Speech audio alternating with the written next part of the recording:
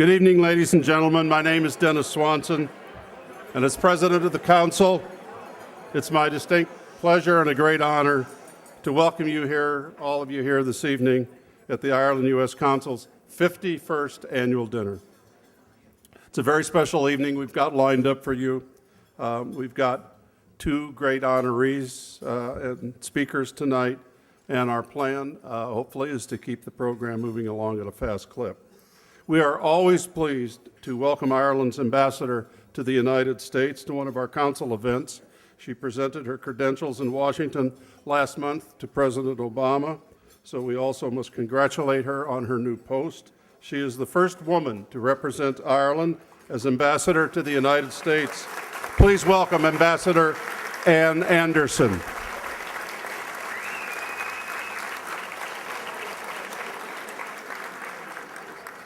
We are honored this evening to acknowledge and welcome a great friend of the Council.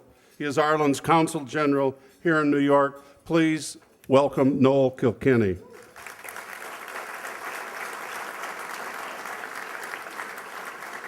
And representing the government of Northern Ireland, we are always pleased to welcome Lorraine Turner from the Northern Ireland Bureau.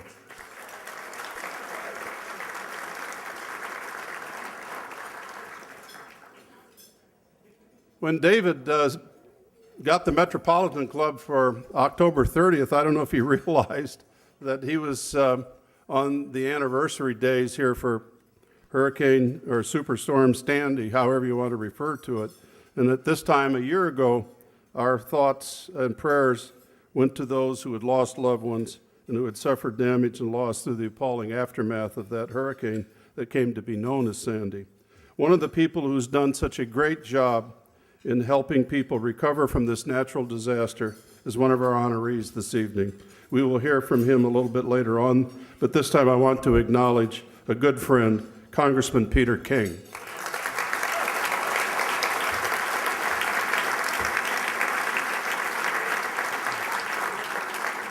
We're delighted that so many members and friends of the Council have gathered here tonight as we pay tribute to the Council's award for outstanding achievement to a distinguished American and a highly successful businessman who has achieved much in his career. We'll be hearing more about him later on this evening, but at the outset, I'd like you to give a big Irish welcome to Tom Moran.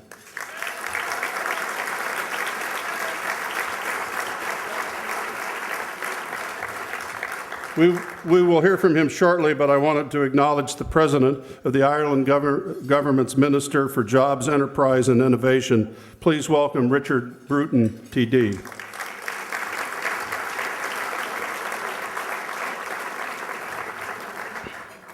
Earlier this evening, we held our 51st annual meeting of members. For the past 5 years, it's been the great privilege for me and a distinct honor to serve as the Council President. I was elected President of the Council at the exact moment almost that the financial crisis hit, so the past 5 years have been interesting ones to say the least. However, we've come through this turbulent period in one piece. In many ways, these challenging economic times provided an opportunity to tighten operations, review policies and activities, and change some things for the better. After 5 years, I think it was time to pass the baton on to a new leader. And throughout my tenure as Council President, I've always received great support from members and directors of the Council, for which I am most grateful and express my thanks to. Of course, there are so many people who have assisted us in large ways and small, but there are too many to name individually.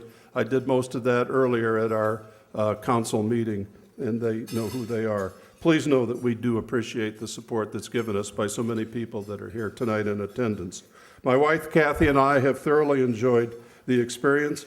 To say that visiting Ireland, that's part of the job, that was great. We had more fun on our trips both to Belfast and to Dublin. It was a most enjoyable experience. I'm very happy to tell you that my successor as Council President is a very popular and successful figure in business circles here in the United States. He's a longtime Vice President of the Council and has always been a dedicated sponsor and supporter of Council activities, not just for years, but for decades. He's the Chief Executive of CIE Tours International, the largest tour operator across the Atlantic into Ireland. It's a great pleasure to ask you and acknowledge our newly elected council president, Brian Stack, who I asked to come to the podium to say a few words and introduce our guest speaker. As always, when I follow Dennis Swanson, the first order of business is to lower the microphone, because when you're vertically challenged, it causes you some bit of a problem. But thank you very much, Dennis. I want to say, first of all, I'm really looking forward to my term as council president, which really begins after tonight's dinner. One very important reason why I'm pleased about this is that I assume the presidency of an organization that shows all the signs of good health for having had Dennis Swanson as president for the last 5 years. Thank you again, Dennis.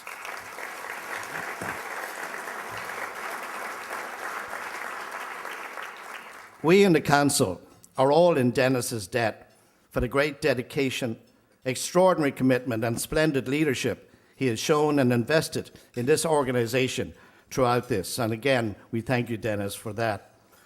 The Ireland-U.S. Council, throughout its 51 years, has always tried to sustain the honoured tradition of supporting improved business bonds between the United States and the island of Ireland. Tonight, it's my pleasant task to introduce the next speaker, whose job in the Government of Ireland is right in the wheelhouse of Ireland-U.S. economic relations, where the Council's mission resides. Richard Bruton was first elected to Ireland's Parliament for the constituency of Dublin North Central in 1982. He was appointed Minister for Jobs, Enterprise and Innovation in March of 2001, following the general election, which saw Enda Kenny and Fine Gael take over the reins of the government in coalition with the Labour Party. Born in Dublin, he was raised in County Meath, educated at Belvedere College, Clongowes Wood College, University College Dublin, and Nuffield College in Oxford. By profession, he is a research economist and started his career at Ireland's Economic and Social Research Institute. He has been a key member of the current government, which has worked hard and successfully to rebalance the public finances following the disastrous financial panic and bank collapse, which has proved so challenging to governments on both sides of the Atlantic. Ladies and gentlemen, please welcome Minister Richard Bruton. Thanks very much. Well, ladies and gentlemen, it's a great honour and a great pleasure to be here to address you. I know that the work that you do is of immense importance to Ireland in keeping fresh the links between Ireland and the US. They have been really important to us over the last number of years, particularly during this time of significant crisis. I think most of you know that Ireland has, we took a wrong turning during the noughties. I think we trucked with the belief that a property boom could allow us to develop a strong economy, and that was built on sand. And sadly, when we came into government, we found a situation where we faced problems on every front. We faced 15% loss of our numbers of people at work, just wiped out in the space of 3 years. We found the public finances in really difficult and unsustainable position where we could no longer borrow anywhere and had only one resource, to go to the IMF, to go to the EU. We found also that our banking system was in total disarray and was on the verge of collapse. So it was an extremely challenging environment in which to enter government. And I suppose, to quote Roosevelt, credit the man who gets into the arena, whose face is marred by the dust and the sweat. And I think that was the option we faced. We had to get into the arena, take on the challenges.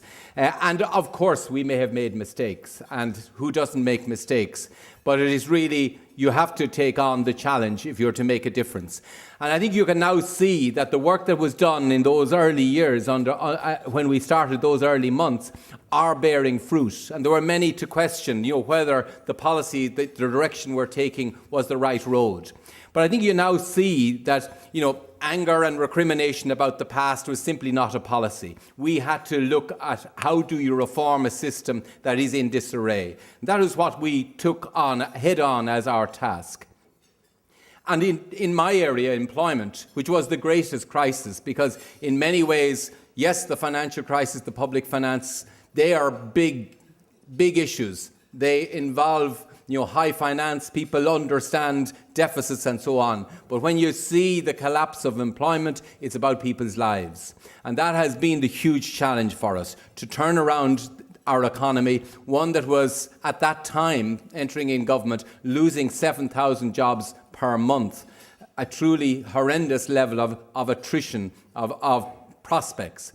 And I'm glad to say we have done that. It hasn't been easy. We've had to do a lot of difficult things within our own economy. Just to give you an example, within our public service, we've reduced the numbers by 10%, we've reduced pay by 20%, and we have yet continued to deliver strong public services in areas. Yes, they're constrained in some areas, but through reorganisation of the way people work, by getting flexibility from people who work in the public service, by getting dedication indeed from people who are determined to fight back against the crisis, we have been able to manage our public services. We've also managed our public finances, and I think the 15th of next month will see us exit the arrangements, the bailout arrangements with the Troika. And we'll exit it in very strong condition. We can now borrow in the financial markets cheaper than we could in 2005. We will exit with a primary surplus provided for the coming year. So once again, we are now turning down the trend of debt. We have got on top of it and we are moving back into the positive sphere. We'll enter it also with finance already arranged right up into the middle of 2015. So we are an economy in which people have a renewed sense of confidence. And I think that confidence is palpable here in the US. And that's why we are so appreciative of the connections that we've had with the US over these years, and indeed for very many years. Ireland has always been a place where American companies can do good business in a good environment. We pride ourselves on our flexibility as a workforce. We pride ourselves on having a tax environment in which enterprise can flourish, and we continue to improve that year on year to make sure that we have an environment where strong and innovative companies, ambitious companies, and many of them I know are represented here in the room, can come to Europe and get an environment where their business can do well. There has, I suppose, over the years been a lot of emphasis on tax, but the real issue for many people is that they can earn profits in a strong business environment, and we're determined as a government to ensure that that continues to be and improves year on year. That's why I have been at the heart of an initiative called the Action Plan for Jobs, which is about making sure that the whole of government moves in a way that improves the environment for enterprise and employment creation. So it's just as important that we think about the skills that will be needed for the future as it is to think about, enterprise policy itself and competition and labour law.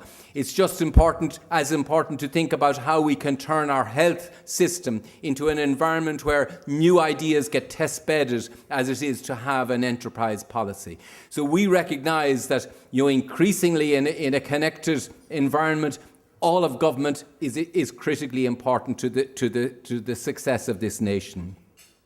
Our ambition is by 2016, which is a year of no small historic significance for Ireland. Our ambition is that we will be the best small country in which to do business by 2016. And we are working against benchmarks to show that we can do that.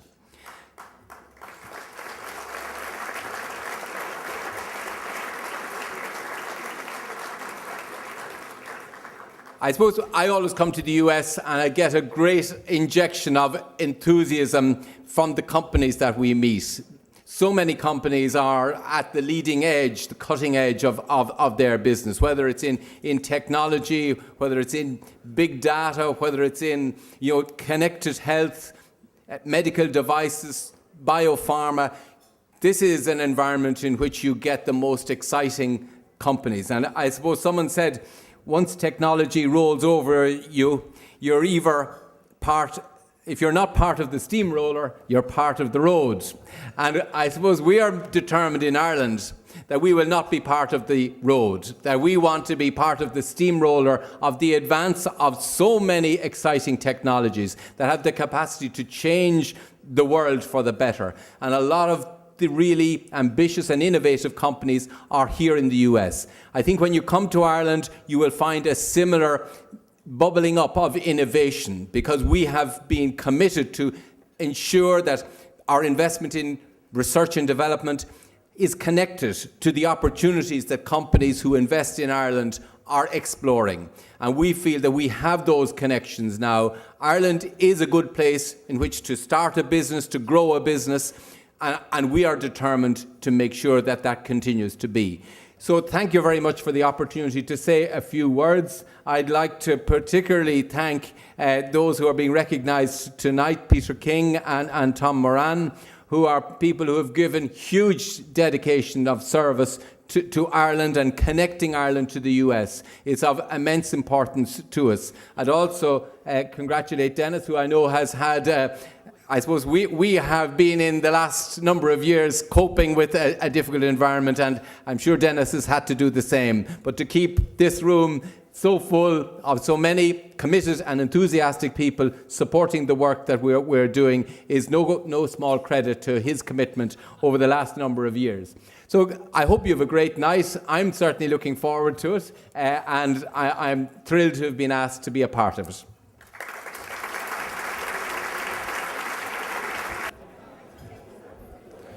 As is our tradition, when you come to New York and speak in the Big Apple, you get one. So here, thanks from Tiffany's.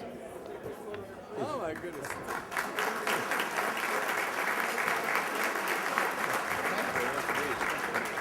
Ladies and gentlemen, fellow liberals, oh Jesus, wrong speech. Sorry.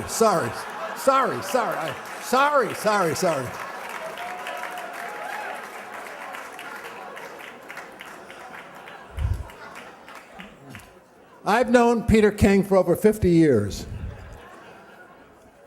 He's the son of a New York City policeman. As a matter of fact, his father became a lieutenant. His father trained Ray Kelly. Isn't that interesting? Peter, I met him when he came to the docks on the west side of New York to load freight cars at night so that he could pay his way through St. Francis College in Brooklyn. Now, I had more seniority in the railroad union than he did, but I assure you at St. Francis, he had much higher marks. Peter then went to South Bend, Indiana, and graduated from the Notre Dame Law School. He came back to New York, and he was a young lawyer in New York doing very well, and he announced that he was going to enter politics in New York as a conservative Republican. Now, who would have thought that was a good idea? And how could you have, Dennis, how could he, this career is not going to last long. It turns out, and maybe it was the water in Indiana, I never figured it out, but it turns out that he's won his seat in Congress 11 times. Undefeated. Peter's been a great champion of Ireland from day one. He has shown great passion for peace and justice in Northern Ireland. And there are many executives from Northern Ireland here tonight, and Roy and Len and all of you, they would all agree, and there are many people from government agencies on the island of Ireland here tonight, and there are people in this room that have been very involved in the peace process. Tom Moran, Loretta Brennan-Glucksman, John Fitzpatrick, Martin Murphy, and so many of you. And the one thing they would all agree on is that Peter King played a pivotal role bringing peace and justice to Northern Ireland.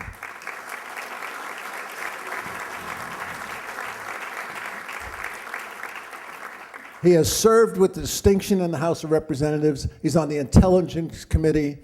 He's the chairman of the subcommittee on counterterrorism. He's on Homeland Security Committee. He's on the Senate Finance Committee, on the House Finance Committee.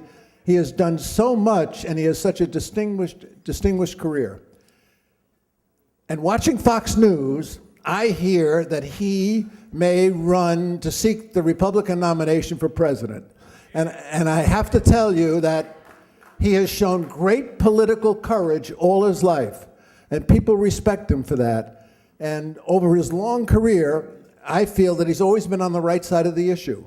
So it's a great honor for all of our council members in Ireland and the United States, and all of us here, to present Peter with our Lifetime Achievement Award. You deserve it, Peter.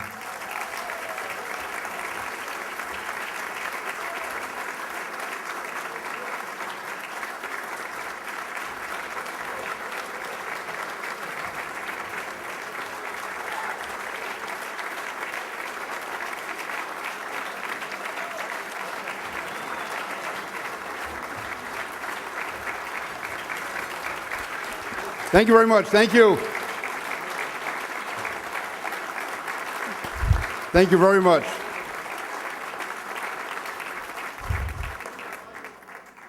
Thank you very much. Let me first thank my good friend Mike Gibbons for that wonderful introduction. And when Mike and I were working over in the West Side docks loading trucks and freight cars and unloading them, we never thought we'd end up in the Metropolitan Club, I'll tell you that. This is it's a long way from 33rd and 10th Avenue, but in any event, it's really a great honor. Let me thank the Ireland-U.S. Council for this award. I get nervous, though, when you're getting a Lifetime Achievement Award. I wonder if somebody heard my number is up and they want to... But seriously, thank you very much. And the Ireland-U.S. Council has done and continues to do a tremendous job in forging and maintaining the links between the United States and Ireland, the business links, the cultural links, and all that binds us together. So I want to thank you very much, and I want to congratulate Dennis Swanson on the outstanding job that he did as president for the last 5 years.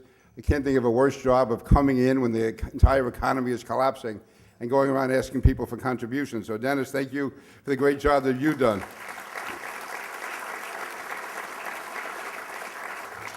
I have good news for you. I'm not going to give a long speech, but I just want to say a few things about, everyone is proud of their ancestry. I think we who are Irish Americans of Irish ancestry certainly have reason to be proud. We look at the city around us and how much the Irish did to build the city, to become part of the business life, the political life, the religious life, always maintaining our love of our ancestry, but also extremely proud to be Americans. And in fact, Noel Kilkenny and I were talking basically how Irish make the best Americans. They work hard, they fight hard, they believe in America, but never ever forget again where their family came from and what their ancestry is and what their principles are that drive us forward. So that has meant so much to me. My father was a New York City police officer. I grew up in Sunnyside in Queens, went to school in Brooklyn, worked with other Irish guys like Mike Gibbons of the Railway Express. And I just feel that as a people are really have emerged and have done so much, but it's important, though, that we give back, that we never forget our roots, that we realize the obligation we have to all peoples. And I think that's part of what motivated Irish America during the 1970s and 80s and 90s with the whole struggle in Northern Ireland. And to me, it means so much that there are representatives here tonight from the Northern Ireland government, because this was really never about Catholic and Protestant, even about North and South. It was just divisions that had to be resolved, and I'm proud that the United States played a role in helping to bring that about. But it could not have been done without the people of Ireland themselves, North and South, who have committed themselves to the peace process. And every time I see Peter Robinson and Martin McGuinness together, I still think I'm dreaming at times, but to see that, to me, again, personifies the best of the Irish people, and it's that type of compromise which I believe, and I'm not one of these chauvinists who says Irish are better than anybody else, but there's one trait we do have, I think, is the ability to get the job done, to realize maybe it's part of our religious heritage. We all have original sin. No one's perfect. No one hasn't made mistakes. We realize that, no one is holier than thou, and that if you can make a deal, you make it. You find ways to go forward, especially in a democracy, where no one has a monopoly on truth, nobody has a monopoly on what's right or what's wrong. The fact is, the idea is to come together, get a good deal, work out, stick to your principles, work for your people, but realizing that you're never going to get everything. And you get the best you can for your principles and the people you represent. And that, I think, is what the Irish are personified. And we're seeing it right now in Northern Ireland. After all the years of strife, the fact is they are finding a way to make it work. And North and South, the government in Dublin, the government in Belfast, government in London, to give them their credit, people are working together. And I think all of us around the world, I remember Madeleine Albright used to say when she went to the Balkans, she would point to Gerry Adams and David Trimble, and yes, Ian Paisley, as a way, as really an inspiration for the rest of the world, to show that no matter how insoluble the problem may seem, if people of goodwill and good faith are willing to come together and try to find a way forward, they can do it. Just have to leave some of your prejudices at the door and then go forward from then, realizing that no one's perfect. Even though at times I like to think that I am, but then I run to Mike Gibbons and he reminds me how I'm not. But very, very seriously, this award means so much to me. Again, I'm proud to be Irish. I'm very proud to be American, proud to be a member of the United States Congress. And again, every time I see Mike, I think of any time we were in those loading docks, if I ever thought he was going to be a big corporate executive, and anyone ever thought I was going to be United States Congress, I think the whole country must be going to hell. And which maybe explains part of our problems today, but in any event,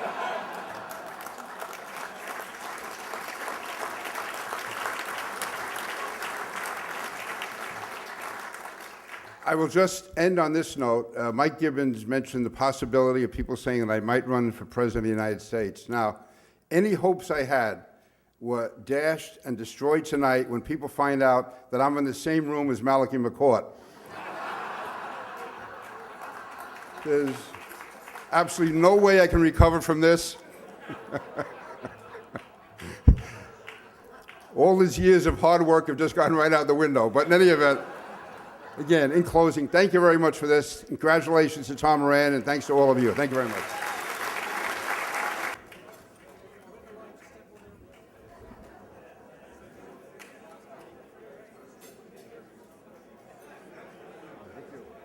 Thank you, Congressman King.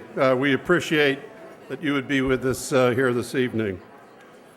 Ladies and gentlemen, each year the Council presents its award for outstanding achievement to a person who, in the Council's view, has made substantial, significant, and singular contributions to building connections and enhancing the economic and business bonds between Ireland and the United States. Tonight, we're delighted to honor a person who certainly meets these high standards. Through his leadership, the ties that link America and Ireland have been greatly enhanced. During Tom Moran's more than 3 decades of service, Mutual of America has grown from a small retirement association to a highly rated life insurance company with over $13 billion in assets. In addition to his long time and distinguished service on the board of the Ireland-U.S. Council, Mr. Moran also serves on the boards of Aer Lingus, the Smurfit Graduate School of Business at University College Dublin, Channel 13 WNET, the National Committee on American Foreign Policy, and the Irish Hunger Memorial in New York City. Tom Moran's record of humanitarian activism is accomplished, admirable, and formidable. He has served with great success and much distinction as chairman of Concern Worldwide U.S., an international humanitarian relief organization operating in 28 of the poorest countries in the world. Throughout his career, he has been an important, consistent, and generous friend of Ireland, Ireland-U.S. relations, and the Ireland-American community. For this exemplary and selfless support over such an extended period, he is owed a deep debt of gratitude. His extraordinary service to Ireland is exemplified through his timely and consequential support for the Northern Ireland peace process, which has brought so many blessed benefits to all the people of the Emerald Isle. This Council's mission is to encourage closer and deeper links between Ireland and the United States. The 2013 recipient of the Ireland-U.S. Council's Award for Outstanding Achievement is the embodiment and personification of this ideal. It's a high honor and a distinct privilege to ask you in joining me in welcoming Tom Moran.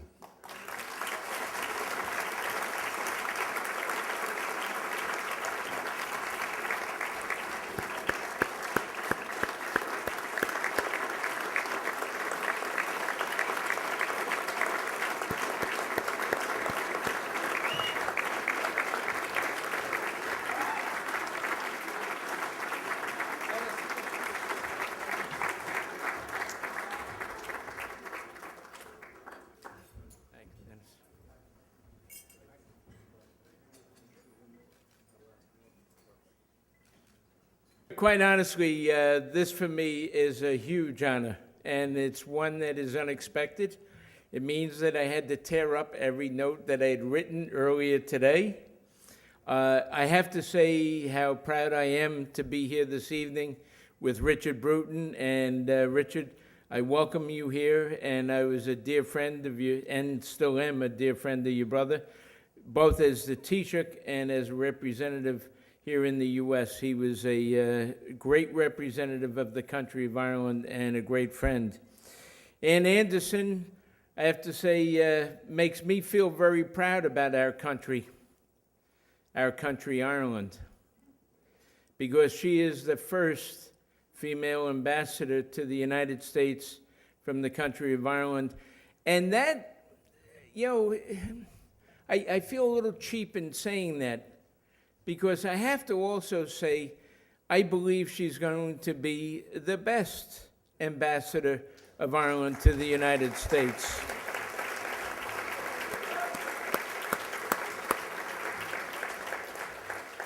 And Peter, I have to tell you that I was delighted to hear that she's keeping you busy, because one of the first things we talked about when we met was that the Irish have a tendency to lean to the left. And as a country, we need, as a country, Ireland, we need to have both the left and the right represented if Ireland is going to be successful. And again, I think that if you look at Europe and everything that's going on, and certainly here in the U.S. and in New York, we felt the punishment of a recession. But we did not, here in New York, feel that punishment the way that it was felt in Europe. We did certainly not feel it the way it was felt in Ireland. And I give great credit to the Irish government for making strong decisions quickly to address the issues that had to be changed. And in fact, the changes have been made, and I honestly believe that we will see the results of those changes, and Ireland will be the first to come out of this, and will come out of this with the same great strength that we know it has always had, which is the strength of song, of dance, of creative ingenuity, and of entrepreneurship. And I, Richard, wish you well in all of your tasks, and know that we're all behind you.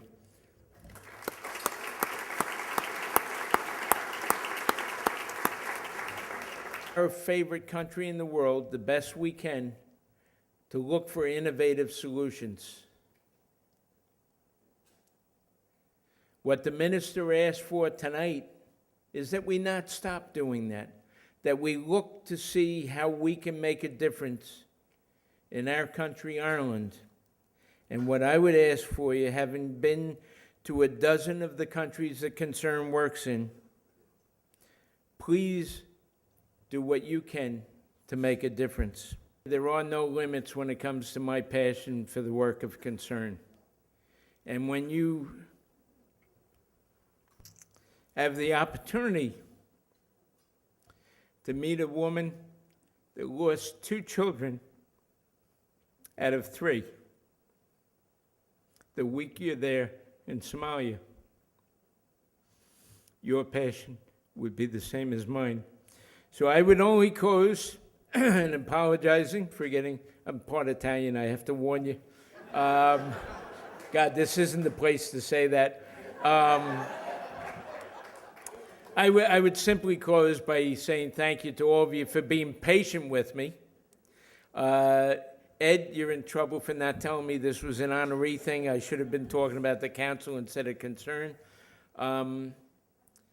But I thank all of you, and on the 9th of December, I would invite each and every one of you to join me and a lot of wonderful people to be there for the dinner, the annual Seeds of Hope dinner at Concern Worldwide. Thank you very much.